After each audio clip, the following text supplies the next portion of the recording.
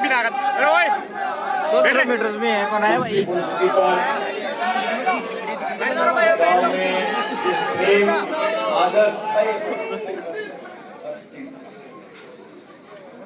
स्वर्गीय महेश मीणा जी के गांव में उनकी दूसरी पुण्यतिथि पर सम्मान के साथ उनकी मूर्ति की स्थापना हुई और आप सबके साथ मिलकर हम लोगों ने उनकी मूर्ति का अनावरण किया। मैं सबसे पहले गांव वालों को, क्षेत्र वालों को, प्रदेश देशवासियों को बहुत बहुत धन्यवाद देना चाहता हूं कि आप सबने मिलकर एक अमिट छाप महेश मीणा जी के यहाँ अब हमेशा हमेशा के लिए रहेगी। आप सबका मैं आभार व्यक्त करना चाहता हूं। इस कार्यक्रम में मौजूद हमारे सभी अतिथिगण, मुरारीलाल मीणा जी, सुरेश मोदी साहब, विधायक वीरेंद्र जी, विधायक PR मीणा साहब, प्रेम सिंह बाजौड़ जी, बंशीधर जी, बाजिया जी, राकेश पारेख साहब विधायक, इंद्राज जी विधायक, विद्याधर जी, मालिंदु साहब, हमारे CRP के IG श्रीमान सहगल साहब, उमरिया जी, सुभाष मील साहब, विजयपाल जी, सभी अतिथिगण जो इस कार्यक्रम में आज शामिल हैं और सबसे ज्यादा महत्वपूर्ण महेश मीणा जी के परिजन, उनकी परम श्रद्धेय माताश्री, उनके घर वाले। पिछले महीने साथियों गांव के कुछ लोग और साथी आए, उन्होंने मुझे कहा कि स्वर्गीय महेश मीणा जी की मूर्ति तैयार है और 14 फरवरी को उसका अनावरण करना है। मैं बड़ा सौभाग्यशाली हूं कि इस गौरवमय दिन में मैं आपके बीच यहाँ पर आ सका। मुझसे पूर्व वक्ताओं ने जो बातें बोली उस सबको आपने सुना। आज का समय कोई लंबा भाषण देने का नहीं है, लेकिन जरूरी है क्योंकि बहुत से नौजवान आज इस सभा में मौजूद हैं। जो CRPF के बारे में सहगल जी बता रहे थे, जो पैरामिलिट्री फोर्स होती है साथियों, उसका एक अलग दायित्व है, अलग जिम्मेदारियां हैं। हमारी सेनाएं जो हैं, चाहे वो थल सेना हो, वायु सेना हो, नौसेना हो, वो सरहद पर 24 घंटे दुश्मन का सामना करने के लिए तैयार रहती है। लेकिन जो अर्धसैनिक बल है, CRPF है, CSF है, BSF है, ये सब जो आंतरिक हमें चुनौतियां मिलती हैं उसका 24 घंटे सामना करते हैं। अलगाववाद हो, माओवाद हो, आतंकवाद हो, नक्सलवाद हो। और जिस प्रकार मुकेश मीणा जी की जीवनी के बारे में आपने सुना, महेश मीणा जी की जीवनी के बारे में सुना, सचमुच एक वीर थे और आज हमारे बीच में नहीं है। ये बात समझनी पड़ेगी कि जो लोग वर्दी पहनते हैं, जो लोग सरहद पर आज खड़े हैं या किसी अर्धसैनिक बल में काम कर रहे हैं, नौकरी कर रहे हैं, और जो शहादत दे रहे हैं, वो किसी एक समाज के लिए शहादत नहीं दे रहे, वो किसी गांव के लिए, बिरादरी के लिए, जाति के लिए, धर्म के लिए, राज्य के लिए नहीं कर रहे हैं। जो शहादत दे रहे हैं वो इस पूरे भारत के लिए दे रहे हैं। भारत अखंड रहे, मजबूत रहे। और ये उस शहादत के दिन की बात नहीं है। जिस दिन नौजवान वो वर्दी पहन लेता, उस दिन से मानसिक रूप से वह तैयार रहता है कि कभी भी चुनौती आ सकती है, कभी भी दुश्मन आक्रमण कर सकता है। 24 घंटे 365 दिन उस संकल्प के साथ जीना, वो फौज की नौकरी है। वो फौज की नौकरी है। मैं स्वीकार करूं, मेरे भी बच्चे हैं, मेरे भी माता पिता हैं, लेकिन मुझे जो ऑर्डर मिलेगा, देश को चुनौती जो देगा, आक्रमण कोई अगर करेगा तो सबसे पहले मैं शहादत दूंगा। ये सोच पैदा करना बड़ा आसान काम नहीं, बहुत मुश्किल काम है। हम सब उनको नमन करते हैं। पूर्ववक्ताओं ने आपको देश के बारे में, सेना के बारे में, शहादत बलिदान के बारे में बताया, लेकिन हमारे वीर सैनिक, हमारे सिपाही, हमारे अर्धसैनिक के नौजवान इन्हीं गांवों में से निकलते हैं, इन्हीं घरों में पैदा होते हैं। हमारी जिम्मेदारी बनती है कि उस परिवार को, साथियों, जो चला जाता है, आज हम नृत्य का अनावरण कर रहे हैं, अच्छी अच्छी बातें बोल रहे हैं, लेकिन पीड़ा उस व्यक्ति के परिवार को होती है, हर रोज, हर सुबह, हर शाम। उसकी कमी हमें महसूस नहीं होगी, उसकी कमी परिवार को महसूस होती है। जब तक उसका परिवार जिंदा है, आखिरी सांस तक उस व्यक्ति को याद करते रहते हैं। हमारी जिम्मेदारी बनती है, समाज की जिम्मेदारी बनती है, जो लोग राजनीति में उनकी बनती है, सब लोगों की मिलकर कि ना सिर्फ उनकी मदद करें, लेकिन उस परिवार को उतना मान सम्मान दें, उसको उतना फख्र महसूस हो कि मेरा लाडला नहीं रहा, लेकिन आज मेरी समाज की इज्जत है।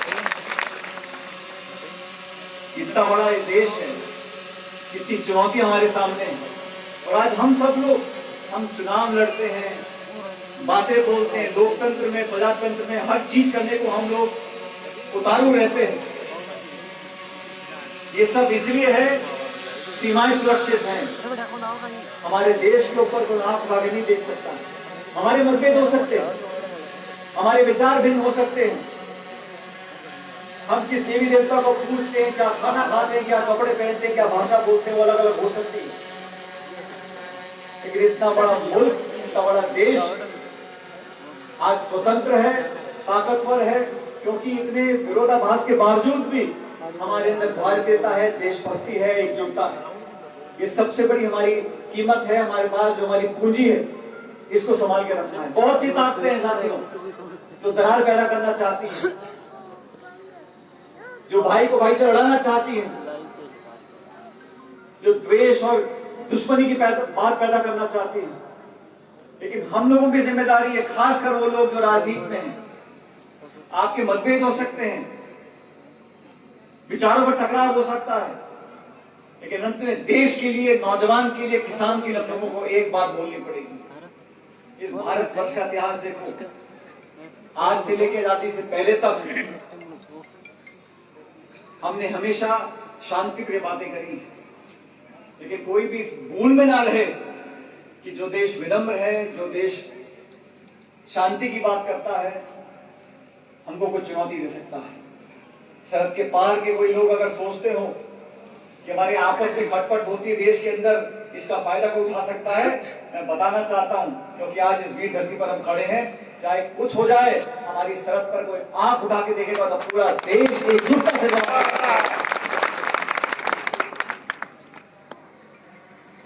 सेना के बारे में मुरारीलाल मीणा जी, हमारे विधायक, पूर्व मंत्री दौसा के बोल रहे थे।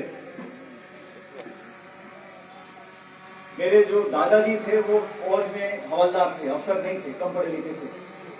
स्वर्गीय पायलट साहब वायुसेना में अफसर थे, और जब मुझे मौका मिला 9 साल पहले, मैंने भी प्रादेशिक सेना में, एसएसबी में अपना पूरी पाठ परीक्षा, फिजिकल टेस्ट पास कर मैं अफसर बना। और सिर्फ इसलिए बना क्योंकि मैं चाहता था, एक परंपरा बनी हुई है, उस परंपरा को मुझे निभाना है, इसलिए मैंने वर्दी पहनी थी। आज मैं इस परिवार का हिस्सा पाकर अपने आप को बहुत खुश नसीब समझता हूँ कि चाहे थोड़ा ही सही, लेकिन मेरी भागीदारी भी है इस फौज के अंदर, इस सेना के अंदर। आज ये मंच सिर्फ और सिर्फ महेश मीणा जी को याद करने के लिए हम इकट्ठा होकर आए हैं, और हमारे कोई भी मतभेद होते हो साथियों, लेकिन सैनिकों के लिए, उनके परिवार के लिए, उनकी खुशहाली के लिए हम सब मिलकर काम करेंगे। ये बात आपके इस मंच से मैं कहना चाहता हूँ। अभी श्रीमान सहगल साहब ने बताया कि महेश मीणा जी के नाम पर एक स्कूल करने की बात रखी है। मैं जयपुर जानते इस पर कार्रवाई हम लोग करेंगे, और उम्मीद करते हैं कि बहुत जल्द अनेक बात यहाँ पर महेश मीणा जी के नाम से हो जाएगी। साथियों, आप सब ने जिस जोश के साथ आज जो जज्बा दिखाया, जो यात्रा निकाली, जो तिरंगे को सलाम किया, वो इस बात को दर्शाता है कि जमीन में खेती कर जो अनाज पैदा करता है, उसकी कोई जाति नहीं है, और सरहद पर हमारी रक्षा जो करता है, उसकी कोई जाति नहीं है। किसान और जवान इस देश का पेट पालने और इस देश को सुरक्षा करने के लिए 24 घंटे काम करता है। आइए आज अगर हम मिलकर स्मरण करें लोगों का, उन परिवारों का, उन समाजों का, जिन्होंने देश का पेट पाला, देश को सुरक्षित रखा। मैं धन्यवाद देना चाहता हूँ सीआरपीएफ का, क्षेत्र के लोगों का, इस गांव के लोगों का, परिवार के लोगों का, मीणा साहब के, कि उन्होंने आज इतनी शानदार मूर्ति यहाँ पर बनाई है। सदियों तक नौजवान लोग इसको देखकर प्रेरणा से लेंगे।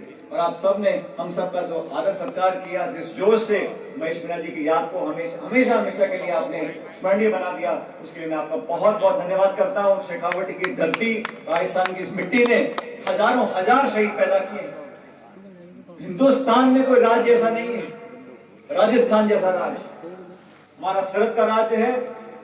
सबसे ज्यादा सैनिक हमारे यहाँ से हैं, सबसे ज्यादा शहीद हमारे राजस्थान से हुए हैं। हमें फक्र होता है कि इस प्रदेश में हम लोग यहाँ के रहते हैं। और मुझे लगता है कि आने वाले समय में हमारा कोई नौजवान कभी हिचकिचाएगा नहीं। अगर कभी चुनौती मिलेगी तो मुंह तोड़ जवाब देने के लिए हमारा सैनिक तैयार रहेगा।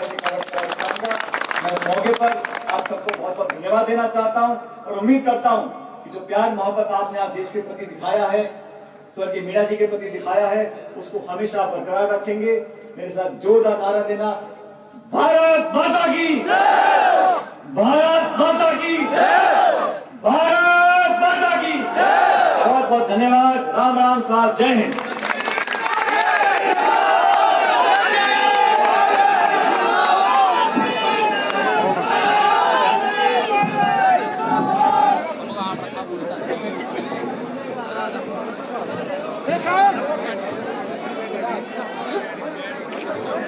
और लीजिए इसी के साथ बंद कर दियो, बंद कर दियो। शौर्य चक्र विजेता